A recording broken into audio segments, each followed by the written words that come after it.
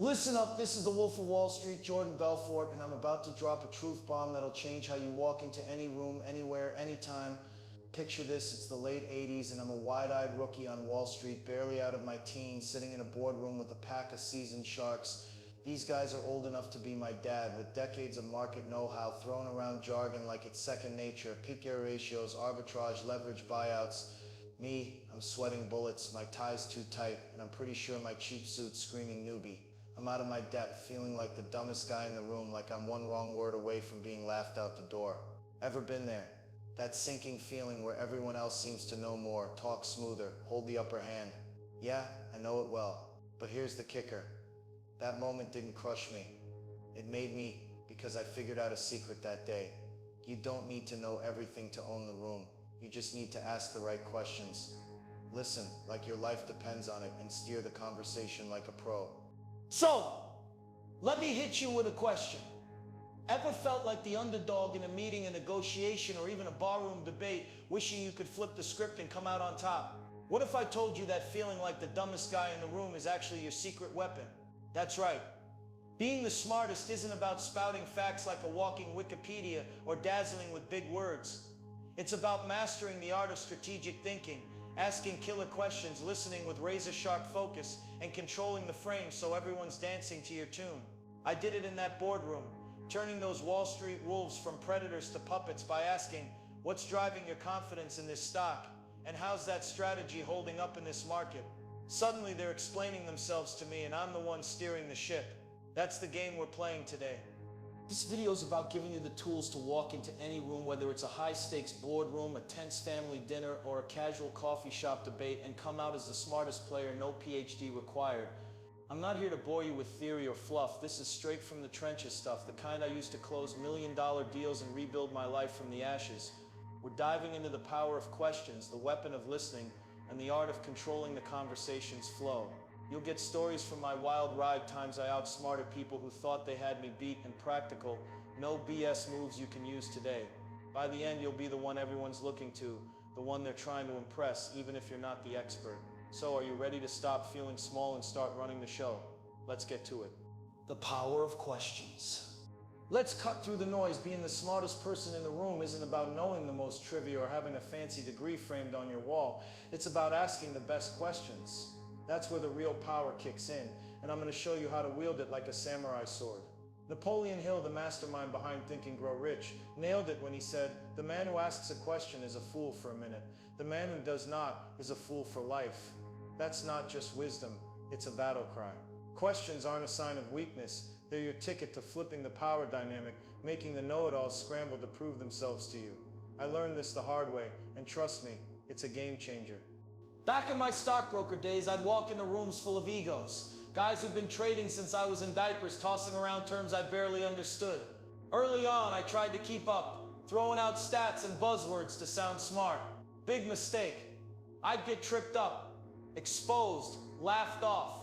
Then I got wise. Instead of talking, I started asking, why is this stock your pick over the others? Or what's the risk nobody's talking about here? Suddenly, the room's focus shifted.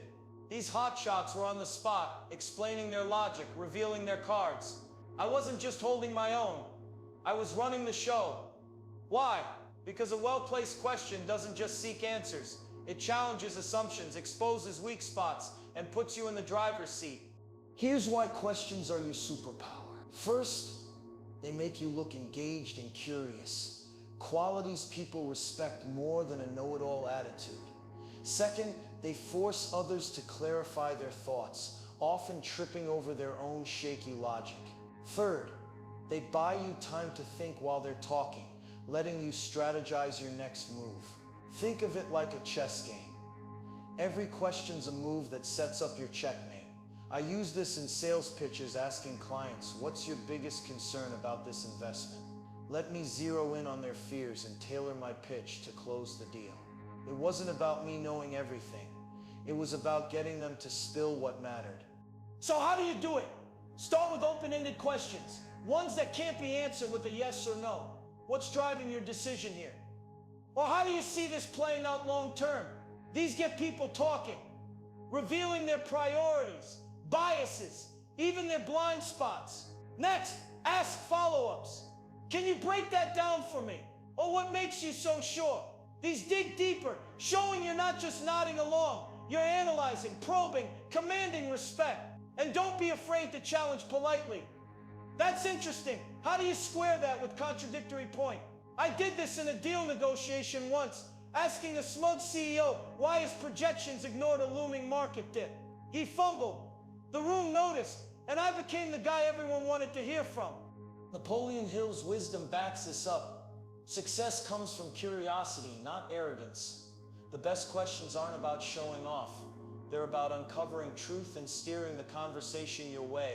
Practice this in your next meeting or even at a family barbecue.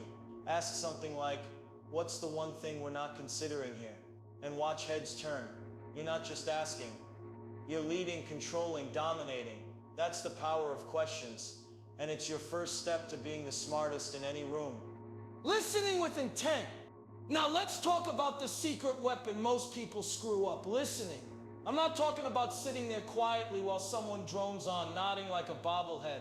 I'm talking about listening with intent. A skill that's like a heat-seeking missile for getting inside people's heads and turning their words into your advantage. This is how I closed deals worth millions, turned skeptics into allies, and outmaneuvered people who thought they had me pegged. Listening isn't passive, it's a weapon, and when you master it, you're unstoppable. In my sales days at Stratton Oakmont, I wasn't just selling stocks, I was selling trust. Clients didn't care about my pitch unless they felt heard. I'd sit across from a guy, let's call him Mike, a hard-nosed investor who'd seen it all. Instead of blasting him with stats, I'd lean in, lock eyes, and say, tell me what you're looking for. Then I'd shut up and listen.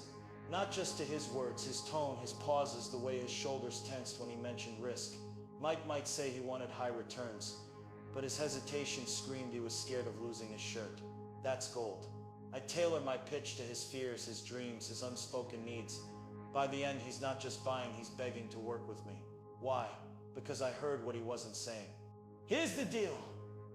Most people listen to reply not to understand. They're too busy planning their next quip to catch the real game. Listening with intent means tuning into the subtext, what's behind the words. It's catching the quiver in a colleague's voice when they dodge a tough question, or the way a client's eyes light up when you mention stability. It's reading body language, crossed arms, nervous tics, a sudden lean forward. These are clues to what's really going on, and they're your edge. I once turned a failing pitch around by noticing a client's fidgeting when I mentioned tech stocks. I paused to ask, sounds like tech's not your thing, what's holding you back? He spilled his bad experience with a tech crash, and I pivoted to safer bets. Deal closed. How do you do it? First, focus, put the phone down, cut the distractions, be present, ear on, ego off. Second, mirror their words. If they say, I'm worried about volatility, repeat back. So volatility is a big concern for you. It shows you're locked in and gets them to open up more. Third, watch the nonverbals. Slumped shoulders, darting eyes, a tight smile. They're louder than words. I used this in a tense negotiation once. The other guy kept glancing at his watch, so I slowed my pace, asked him to clarify his rush. Turned out he was bluffing a hard deadline to pressure me. I called it out gently, and he folded. Listening gave me the upper hand. This isn't just for business, it's for life. At a family dinner, listen to your cousins rant about their job. You'll hear the real issue, fear of change. At a bar, catch the way your buddy hesitates when he talks about his startup. It's a clue he needs support, not advice. Listening with intent lets you steer any conversation because you're not just hearing, you're decoding. It's your ticket to being the smartest, most magnetic person in the room, and it's easier than you think once you practice. Controlling the frame. All right, let's get to the heart of owning any room, controlling the frame. This is where you step into the role of the puppet master, pulling the strings of the conversation without anyone realizing they're dancing to your tune. Being the smartest person in the room doesn't mean you've got all the facts or the loudest voice. It means you dictate the direction, the tone, and the outcome of the discussion. Back in my Wall Street days, I learned this the hard way, sitting across from heavy hitters who thought they could steamroll me with their jargon and egos. But I flipped the script, and I'm going to show you how to do the same. Whether you're in a boardroom, a bar, or a family argument, these tricks straight from my playbook will keep the conversation on your turf, make you look like the sharpest mind in the game, and let you shine even if you're not the so-called expert. Controlling the frame starts with one core principle. You set the agenda. It's like being the director of a movie. Everyone else might think they're the star, but you're calling the shots. The first move is to establish the focus early. Walk into a meeting and say, let's zero in on what's really driving this decision today. Boom. You've just defined the battlefield and everyone's playing by your rules. I use this in countless sales pitches. I'd stroll into a room of skeptical investors and open with, gentlemen, let's talk about what keeps you up at night, security or growth. That simple question didn't just start the conversation, it shaped it, forcing them to argue within my framework. They're answering my question, not the other way around. Next up, reframe their points to your advantage. Someone throws out a half-baked idea or a jab at you. Don't argue, red direct. Let's say a colleague says your plan's too risky. Instead of defending, you pivot. I hear you, risk is a real concern. Let's talk about how we can maximize reward while keeping things tight. You've just turned their attack into a discussion you control, and you look like the reasonable one. I pulled this off in a negotiation once with a client who scoffed at my pitch, saying it was too aggressive. I smiled and said, aggressive is one way to see it. Let's explore how bold moves have driven the biggest wins in your portfolio. Suddenly, he's justifying his caution to me, and I'm leading the dance. Another killer move, the strategic pause. Silence is a weapon. Most people can't stand it, so they fill it, often spilling more than they planned. In a heated deal, I'd drop a question like, what's the one thing you're not telling me here? And then wait. No fidgeting, no breaking eye contact, just calm, confident silence. 9 times out of 10, the other guy would crack, revealing doubts or details that handed me the upper hand. I used this against a competitor who was bad-mouthing my firm. I asked, what's your edge over us specifically? Then let the silence hang. He stumbled, rambled, and exposed his weak hand. The room saw it, and I was the one they trusted. You also need to steer clear of their traps. People will try to pull you into their frame, emotional arguments, tangents, or power plays. Don't take the bait. If someone's getting heated, don't match their energy. Stay cool and redirect. Let's step back and look at the big picture here. If they're dodging with vague buzzwords, call it out gently. That's an interesting term. Can you unpack what it means for us? This keeps you in control and exposes their fluff. Napoleon Hill's wisdom ties in here. He said, success comes from definiteness of purpose. Your purpose is to own the conversation's flow, not get dragged into someone else's script. Finally, project confidence without arrogance. Stand tall, speak clearly, and use phrases like, here's where I see this going, or let's focus on what moves us forward. It's not about being a know-it-all. It's about being the one who guides the room. I've walked into meetings knowing less than half the room, but left as the guy they remembered, because I controlled the frame. You can too. Practice these moves and you'll turn any conversation into your stage, no matter who's in the seats. Personal story, the boardroom battle. Let me take you back to 1993, a make-or-break moment in my Stratton Oakmont days. Picture a boardroom in Manhattan, all mahogany and egos, tension so thick you could slice it with a butter knife. I'm pitching a high-stakes deal, a risky IPO for a tech startup nobody's heard of, to a room of investors who could smell blood in the water. These guys are wolves in tailored suits, hedge fund hotshots, old money tycoons, and one particularly smug venture capitalist who's eyeing me like I'm a kid who wandered into the wrong room. I'm 30, cocky but nervous. My tie's choking me, and I know they're ready to tear this deal and me apart.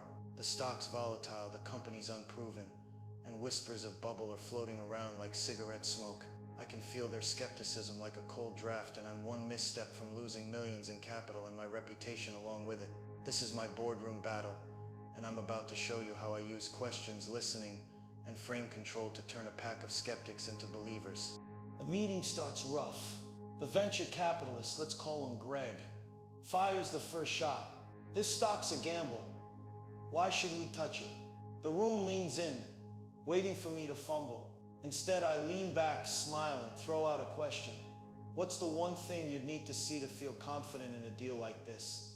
That's not just a dodge, it's a power move. Now Greg's on the spot, forced to articulate his concerns while I listen like a hawk. He rambles about market risks, but his tone betrays him. He's worried about looking foolish to his partners. I nod, catching the subtext, and say, got it.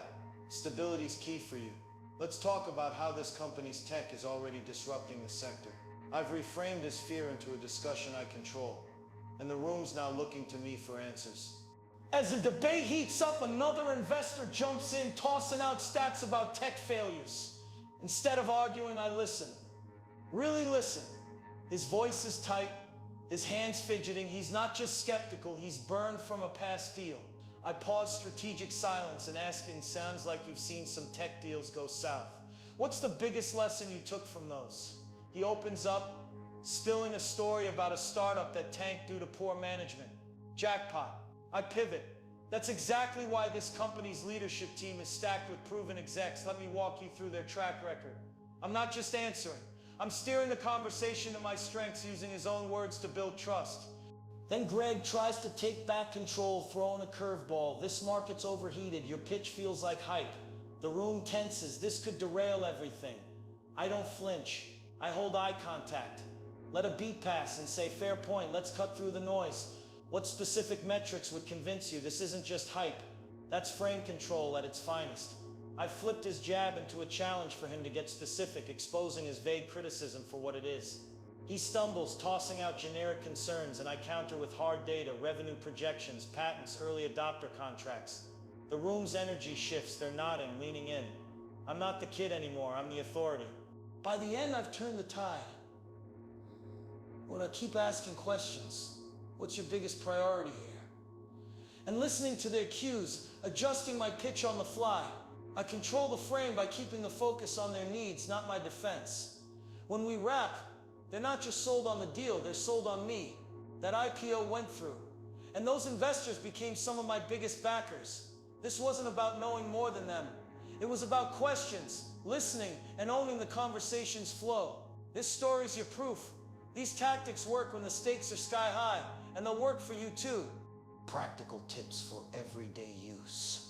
Time to bring this home. Let's get real about how you take these skills and make them your own every single day. You don't need a Wall Street boardroom or $1 million deal to be the smartest person in the room.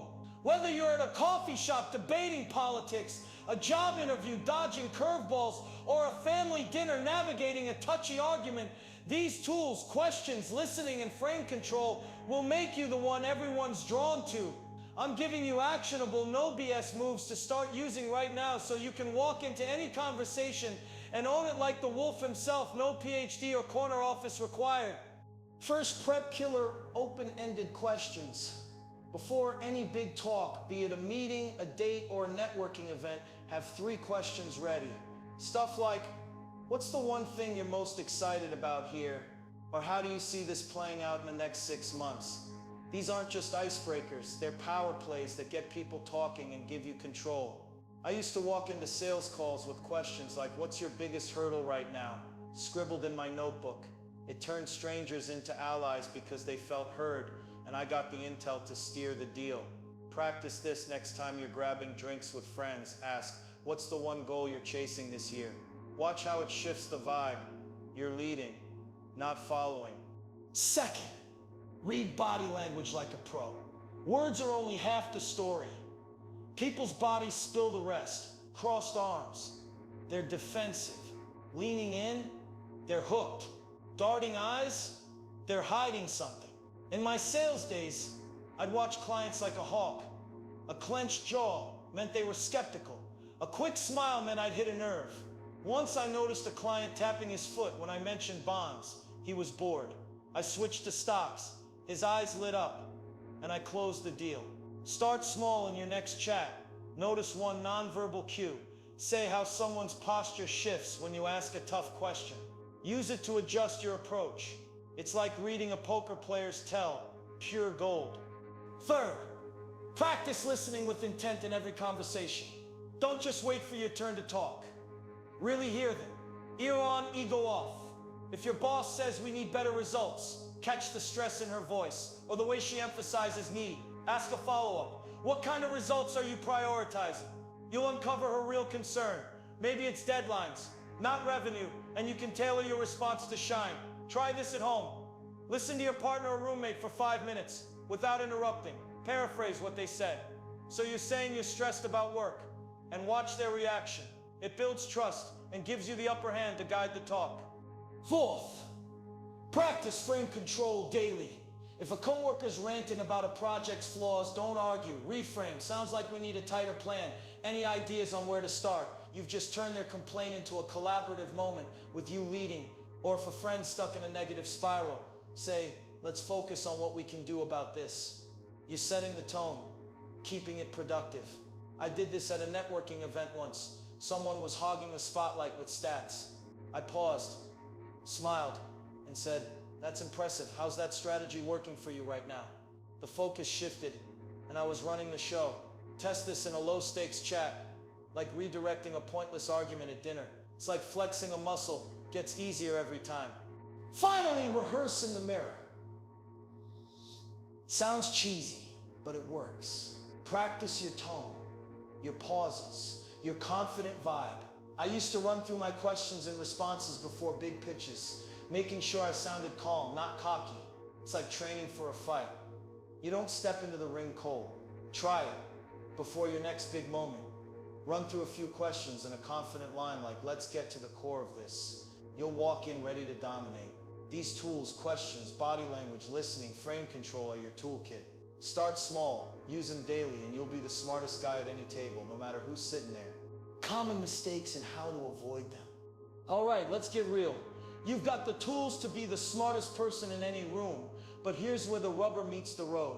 Even the best can crash and burn if you fall into the traps that trip up. Most people trying to own a conversation. I've seen these mistakes sink hotshot brokers, nervous newbies, and yeah, even me in my early Wall Street days when I thought I could talk my way out of anything. These are the landmines that'll dull your edge and make you look like a rookie instead of a rock star. From yapping too much to asking the wrong questions, I'm calling out the biggest screw-ups and giving you the playbook to dodge them. This is the Wolf of Wall Street, and I'm here to make sure you keep your rep sharp, your presence magnetic, and your game untouchable. First big mistake, talking too damn much. It's the oldest trap in the book. When you're nervous or trying to prove you belong, you start spewing words like a fire hose, thinking it'll make you sound brilliant. Spoiler, it doesn't. I learned this the hard way in my first big pitch at Stratton Oakmont. I'm in a room full of grizzled investors and I'm rattling off every stock stat I know, throwing in buzzwords like synergy and leverage to sound legit. Halfway through, I catch their eyes glazing over. One guy's checking his watch, another's doodling on his notepad. I'm bombing. Hard. Talking too much screams insecurity and buries your impact. The fix? Zip it and let your questions do the heavy lifting. Instead of monologuing, ask something sharp like, what's the one factor you're banking on here? Then listen. It shows confidence, keeps you in control, and lets them reveal what really matters. Try this today in your next chat. Cut your talking time by half and focus on one killer question. You'll feel the power shift. Trust me. Next up, asking dumb leading questions. You know those questions that aren't really questions like, don't you think this is the best move? Or isn't it obvious we should do this? They're not curious. They're manipulative. And they make you look like you're fishing for agreement instead of insight. I fell into this trap once with a client, tossing out, "Wouldn't you say this stock's a slam dunk?" He smirked and shot back. "Slam dunk? Then why is it tanking?" I was red-faced, caught flat-footed. Leading questions signal you're more about ego than intelligence. To dodge this, stick to open-ended questions that dig deep. What's driving your hesitation on this? Or how do you see this playing out? These spark real answers and keep you steering the ship. Before your next big talk, prep 3 open-ended questions. Write them down if you have to. Test one in a casual conversation, like asking a coworker, "What's the biggest challenge you're tackling this week?" Watch how it flips the dynamic in your favor. Another killer mistake, ignoring body language. You can nail your questions and listen like a pro. But if you're blind to the room's nonverbals, you're missing half the game. People's bodies scream with their words don't cross arms, say they're closed off. Fidgeting says they're nervous. A quick glance away says they're hiding something. I bombed a deal once because I missed a client's clenched fists when I pushed a risky stock. He walked out and I learned fast, read the room or lose it. To avoid this, train yourself to spot cues. A tilted head means curiosity. A tight smile means doubt. If someone's checking out, pivot. Ask what's on your mind right now. It pulls them back and shows you're dialed in. Start small in your next talk. Pick one person and note one nonverbal signal, like how they lean in or out when you speak. Use it to tweak your approach, like slowing down if they seem overwhelmed. It's like having X-ray vision for conversations. Then there's the trap of getting dragged into someone else's frame. People will try to pull you off course. Emotional outbursts, irrelevant tangents, or slick power plays. Bite, and you're done. I remember a negotiation where a rival tried to derail me with a long-winded rant about market crashes. I nearly got sucked in, arguing his points, but I caught myself and said, that's a real concern. Let's talk about how we can lock in stability here. Boom, I'm back in control. To sidestep this, stay vigilant. If someone's getting heated, don't match their energy. Say, let's take a breath and focus on the goal. If they're dodging with jargon, call it out. Can you break that down for us? Try this at a family dinner. When someone starts a pointless argument, redirect with, what's the real issue we're solving? It's like conversational jiu-jitsu. Use their momentum to keep the frame yours. Finally! Don't fake it till you break it. Pretending you know more than you do is a one-way ticket to looking like an idiot. Early on, I tried bluffing through a tech deal, tossing out terms I barely understood. The client sniffed it out, asked a pointed question, and I was toast. Authenticity wins. Own what you don't know.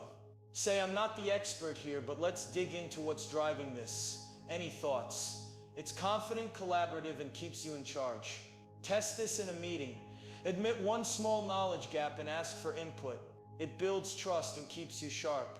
Dodge these traps, over-talking, bad questions, missing cues, losing the frame, faking it, and you'll stay a cut above, ready to dominate any room.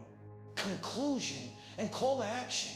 Let's wrap this up with a fire-in-the-gut close that'll have you itching to storm your next conversation and own it like the Wolf of Wall Street. Being the smartest person in the room isn't some rare gift handed out to bookworms or silver-tongued elites. It's a skill, a craft, a weapon you can sharpen with practice. You've got the full playbook now, razor-sharp questions that flip the power dynamic. Listening so intense it's like reading minds, frame control that makes you the director of every talk, and the know-how to dodge the traps that sink the amateurs. This isn't just talk, it's battle-tested, forged in the high-stakes chaos of Wall Street, where I turned hostile boardrooms into my personal stage and rebuilt my life from the ground up. Now it's your turn to take these tools, step into any room, and run the damn show. Let's rewind what we've covered. That boardroom battle I shared, facing down those investors ready to rip me apart. It wasn't about outfacting them. It was about outsmarting them with strategic questions, listening to their hidden fears, and steering the conversation to my turf. Every move we've unpacked, probing with what's the one thing we're missing here, catching the quiver in someone's voice to decode their real concerns, redirecting with the cool. Let's get to the core of this is a piece of the puzzle that makes you magnetic, commanding, unstoppable. Napoleon Hill, the genius behind Think and Grow Rich, said, knowledge is only potential power. The real power, it's in how you wield it. Strategically, confidently, like a chess grandmaster playing 3 moves ahead. That's what you're walking away with today. Not just ideas, but a system to dominate any conversation, any room, any moment. Think about your world right now. That meeting where you feel like the underdog, dwarfed by louder voices or bigger titles. That family argument where you're talked over, dismissed. That networking event where you're just another face in the crowd. What if you could walk in and change the game? What if one question, one pause, one redirect could make everyone lean in, hang on your words, see you as the authority? That's not a pipe dream. It's what happens when you use these skills.